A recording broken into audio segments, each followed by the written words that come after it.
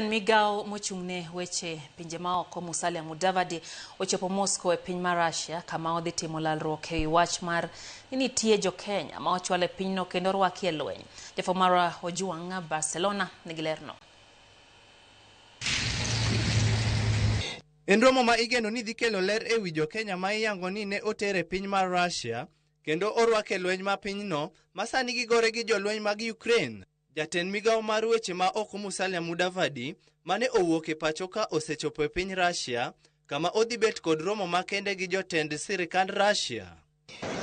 Kaluwore kod migao mochung'ne weche ma oko, romo ni dhi rango weche kaka weyo thuolo jo Kenya ma osendiki kaka jolweny ma Russia, weyo thuolo jo Kenya ma omaki e piny Ukraine, kelo ringre jo Kenya ma osenegi Russia e pacho ka, kod keto kogno e winjruok piny Kenya kod piny mar Russia.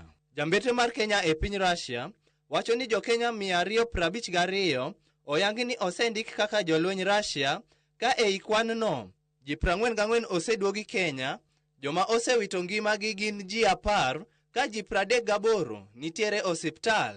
Ji 160 pod gore e lweny ni. Since of March, the head of the Russian Foreign Ministry, Sergei Lavrov, will hold negotiations with the Prime Cabinet Secretary, Foreign and Diaspora Affairs Cabinet Secretary of Republic of Kenya, Musalia Mudavadi, who will be in Moscow with a working visit from March 15 to 18. During the meeting, there will be discussing the current state and prospects of development of traditionally friendly Russian-Kenyan relations, delineate practical steps to further reinforce political dialogue and contacts on different avenues to grow mutually beneficial partnership in trade, economy, humanitarian spheres, and other spheres. Bad migao mar ofwamb kich mang'weyo maling'ling to oseyango ni jo Kenya moheo 1,000 oserwak e lweny no ma piny Russia.